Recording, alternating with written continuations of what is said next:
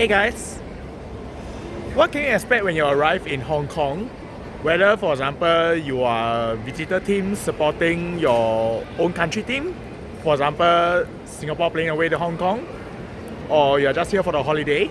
Well, I would like to bring you to see what are some of the unknown parts of Hong Kong that you may not notice. This is actually the airport station, and the first thing I see is there's no gantries. I'm like, what?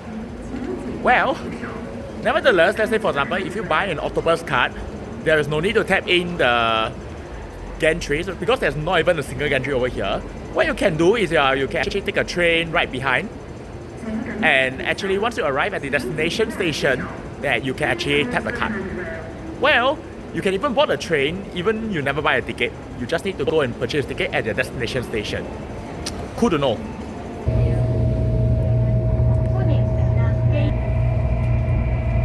There is an interesting observation that I observed. Well, this station is called Hong Kong Station, and the thing is, this is the name of the Special Administrative Region, or the SAR.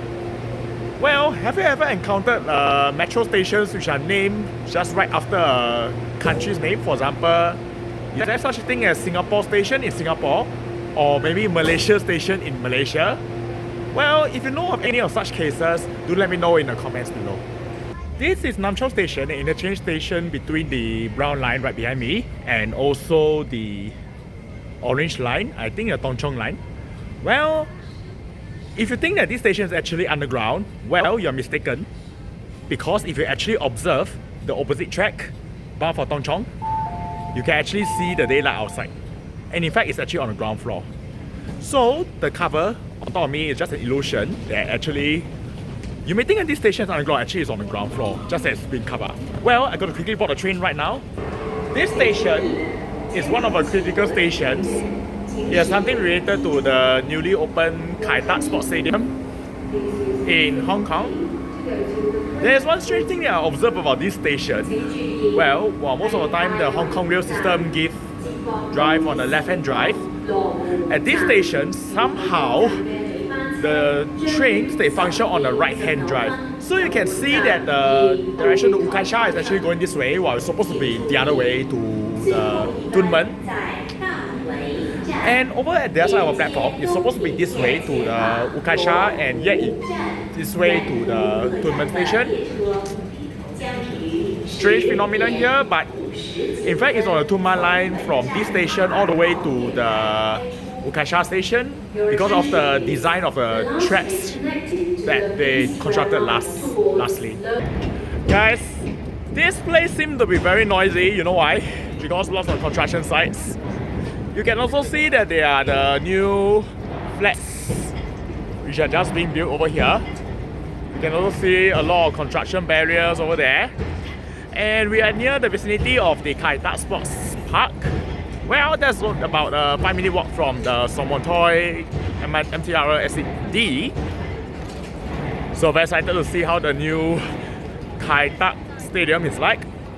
Look at this statue behind, and you can see that the boy is holding a plane. If you're wondering why there is a plane in a sports arena, well, the story is going to be very interesting. Let me share with you soon. Fun fact, guys, do you know that the Kai Tak Sports Park right now that we are in is actually built on the northwestern part of the Kai Tak Airport? Well, you can see that it has developed into various facilities. For example, like behind me is Kai Tak Youth Sports Ground. You can see the very beautiful Kai Tak Stadium in purple behind me. Well, this stadium now hosting the May Day concert, which spans over a few days. I think tomorrow also included, today included. May Day, very, very popular. A lot of fans flood the stadium. And, well, a hotel accommodation, door set, very good initiative. Maybe for the fans to stay, I mean, especially after the match finish. In case before the match or after a match that you're feeling hungry, well, there's Kai Tak Mall 1, Kai Tak Mall 2, Kai Tak Mall 3. Lots of food to choose from, and I'm very tempted to settle my dinner there. So, let's have a dinner together and taste how the food is like. Well, in some food outlets in the Kai Tak Mall, you can actually somehow see what's inside of the Kai Tak Youth Sports Ground. I can see there are a lot of orange, grey seats, and you can see the stadium. So this is where I'll be having my dinner. Very excited. Hey guys, so I've just had my dinner, and I can say that the dinner is very filling because I ordered quite a number of items. Well, I enjoyed having dinner while actually looking at the Kai Tak Stadium and its wordings going round in a circle. And I also enjoyed seeing the Kai Tak Youth Sports Ground. Well, apparently, the move by the Hong Kong, the Sports Authority to develop the sports culture in Hong Kong, which I pretty much admire. Well, this may be the foundation which like make a Hong Kong athletes proud of their home ground, playing in their home country, and the more they want to raise the standards of a game. So yep, so that it's game on, and yep, I do respect them for this. Behind me, basically, what are the food and beverage options that you can expect in the Kai Tak Mall? So you can see that they are basically those restaurants. Basically, they serve like Chinese food, for example, like dumplings. And I believe that there are also some brands from Singapore which I see, for example like Jollibee. There is also a food outlet behind me selling the bibimbap from North Korea version. Guys, an interesting feature about the Kai Tak Sports Mall, we are in Mall 1. Behind me, the public is enjoying games of bowling. You can hear a lot of the ball in contact with the ground. Very relaxing place, very excited. The upbeat atmosphere is there.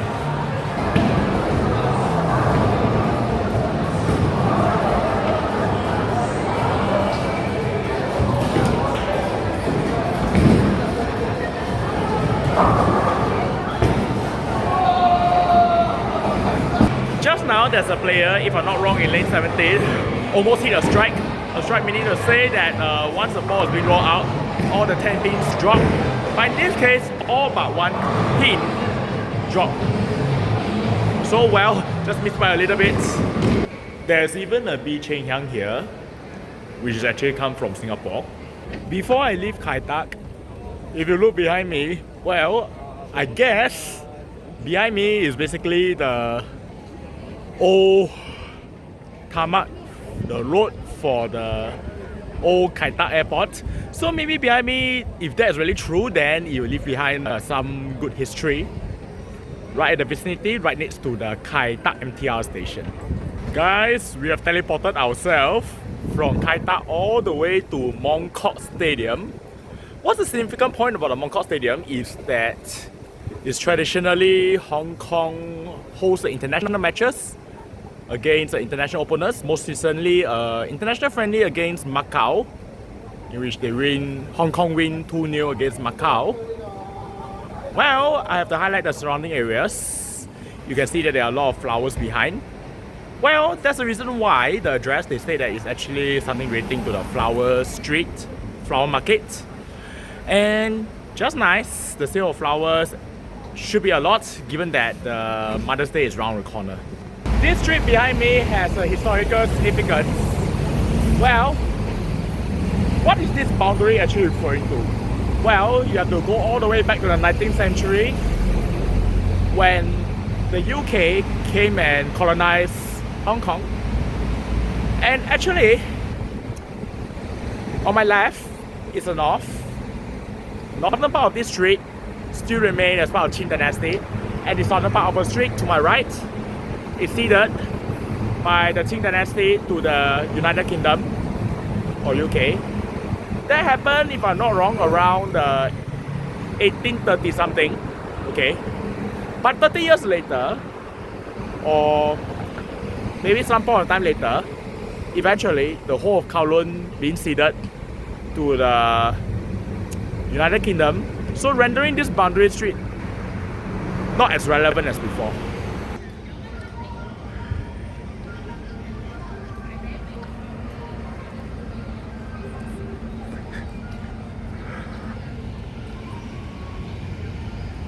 Morning guys.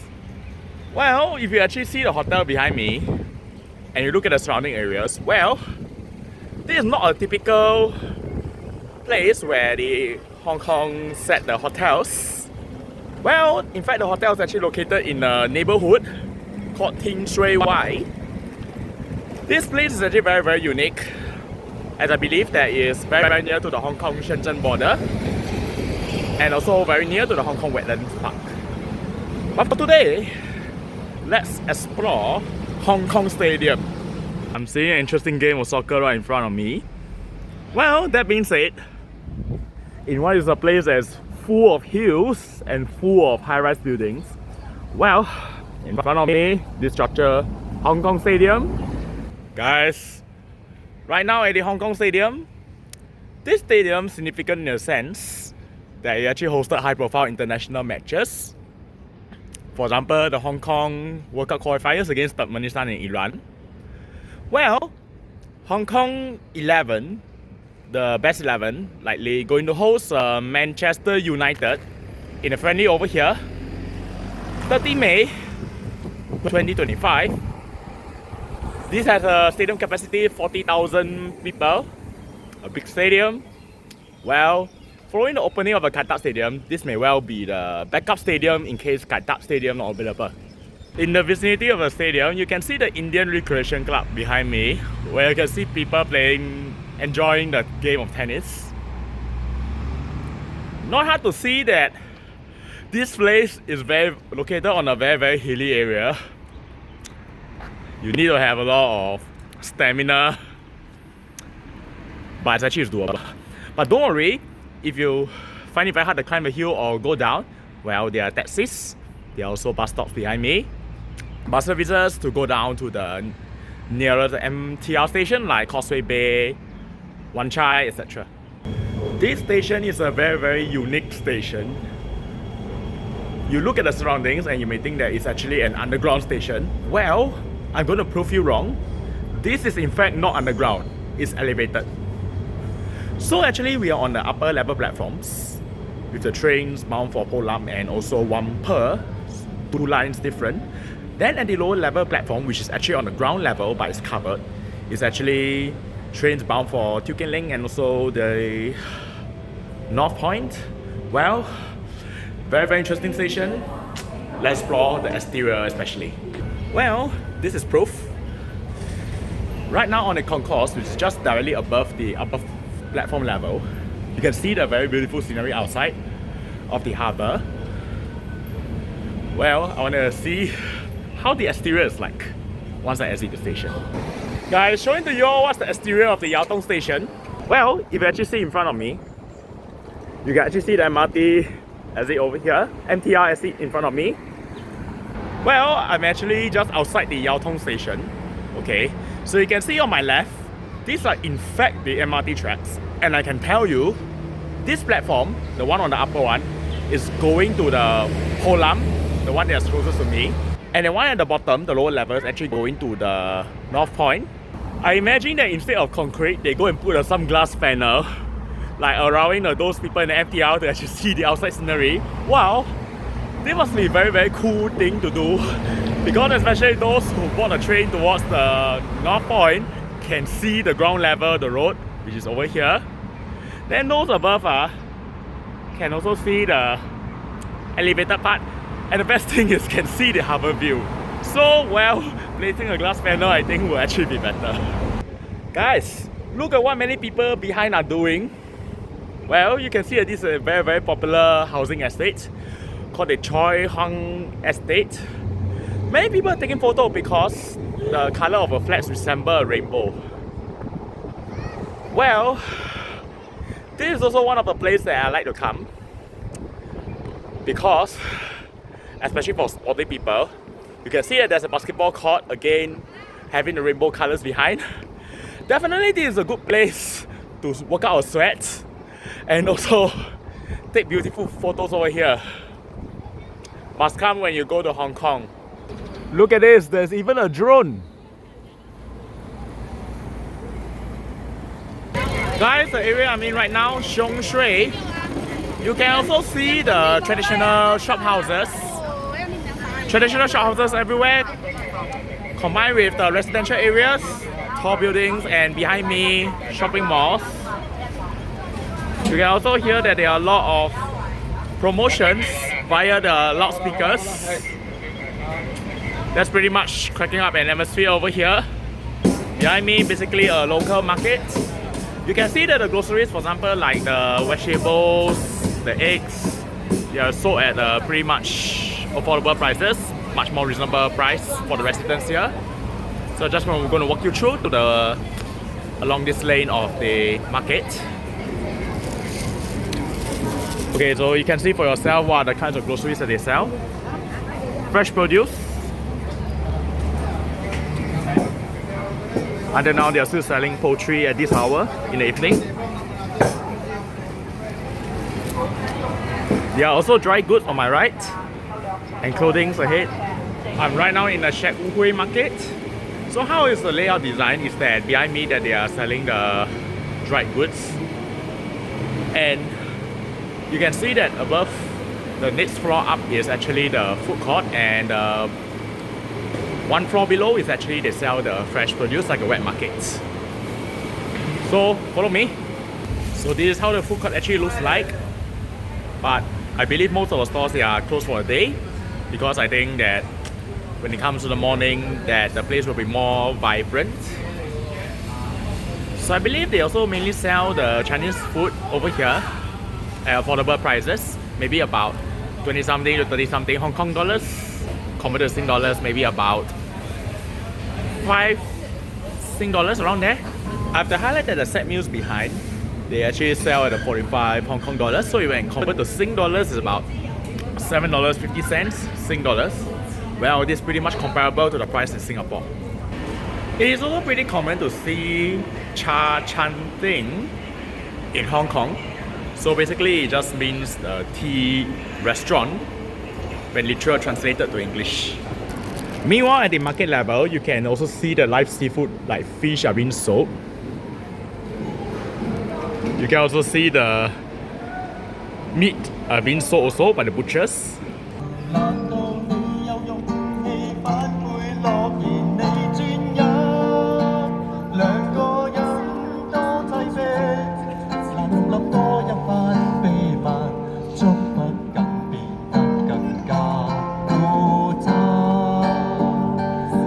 Hey guys, something exciting is gonna happen. Well, if you look behind me, this train actually two destinations. One is Lok Ma Chau, the second one being Lo U. What is special about the two terminal stations is that they fall within the frontier control area of Hong Kong. That means to say that it's very, very near to the Hong Kong-Shenzhen border. So I'll be trying out the crossing of border for the first time. Very excited. Here say that you can actually see the Shenzhen River. Well, I'm also very curious because this will be my first time landing in Shenzhen. Let's find out. Guys, right now I'm in a Lok Ma Chau station. So actually you can see behind me that generally when people alight at the Lok Ma Chau station, that you have to cross the border from Hong Kong to China, and the port that we are going to is first the Lok Ma Chau control area, followed by the Futian port in Shenzhen. Let's go. Hey guys, so I just stepped into China, and this place is Futian district of the Shenzhen. Behind me, basically the checkpoint is called the Huanggang port, and nearby there's actually also a metro station, interchange station, metro line 4 and 10 of the Shenzhen Metro. You say that the Shenzhen Metro have as many as 20 plus lines. That's pretty much insane. Well, these few hours I'll be here in Shenzhen to see what's it all about. Here's something I observed when the first time stepping to Shenzhen. You can see basically there are tall buildings, residential areas, and the ground floor, the shops. It gives me pretty much a modern vibe over here. And you can see that behind me that there is a map, okay, showing the metro station. Well, a fun fact is that in Shenzhen, the metro operator is by the MTR, which is by the Hong Kong. Behind me, you can see the Times Square. And it's pretty common in Shenzhen that I see that there are a lot of e-scooters. So these e-scooters sometimes can go onto pavements. Well, I also want to highlight to you, when I see the mountains behind, you know, this is in Hong Kong. Not surprising in China that you can see the core values of the nation. So I remember there are actually 12 in total. Behind me, a typical breakfast store in Shenzhen. So what are the kind of items that they sell in Shenzhen? For example, like a bao, and they usually go with the soya drink.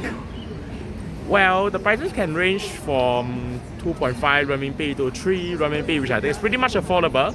Way more affordable compared to the prices in Hong Kong. Guys, so this is what I've actually purchased from the bread dog. So basically, it's somewhat of a caramel seaweed bread pudding. I bought 6 in total, and also the onion with egg bread, something along those lines. So well, some of it I'm going to give to my family, some of which I'm going to eat on my own. But I can say the prices are pretty affordable. Total is 48 Chinese Yuan, about less than 10 Sing dollars. Pretty much affordable. You can see CCTVs are pretty much everywhere in Shenzhen. You can see the camera in front of me. Also another camera, very short distance in front of me. So if you think of like trying to commit a crime in Shenzhen, okay, be warned, you are being surveyed, you're being watched. So you just have to be a little bit more careful. Don't do any crimes over here. It's very easy for the police to track your location. Look at the statue behind me. Well, it's actually a well-known person or philosopher called the Zhuangzi, pretty much revered in China. If you look at the poster behind me, this district called the Futian district is striving to be the model city of China. Well, that's pretty much interesting. Behind me, where all the tour buses, you can see that they are actually the tour groups. Okay, you can see their flags. These are where the tour buses park, which is actually near to the Futian checkpoint. But because these buses, they cannot really pick up the passengers from the Futian checkpoint. It's a very, very busy checkpoint. So therefore, the tour operators, the tour guide have to escort the visitors. You can see another group of visitors right behind me. You have to escort from the Futian checkpoint all the way to the where the buses are parked at the next street. Before leaving Shenzhen back to Hong Kong, I just want to share with you that Shenzhen is basically pretty much a new city, and I can see that it is pretty much a modern high-tech area. What I like is that the way how it develops, they actually focus a lot on the fundamental, the core values. Shenzhen is just very, very rapidly developing city, and I can't wait to come back in November when we explore this city on a more detailed basis. Guys, right now come back to Sheung Shui station. So I just want to highlight to you that it's pretty common for the Hong Kong to actually, the people to go to the Shenzhen, and especially for students that they can commute to and from on the daily basis also. So for example, maybe those people stay in Shenzhen also come to Hong Kong for work and so go back to Shenzhen after that. So this phenomenon very similar to the, for example, the Malaysians, a lot of them come to Singapore to work and then they will go back to Malaysia after the work ends. So this Hong Kong and Shenzhen, the crossing is pretty one of the most common ones also, quite frequented by quite a number of visitors. Do remember to share, like, subscribe my YouTube channel so that you won't miss any important updates. Remember, this man should be home away. I'll see you in my next vlog. Bye bye.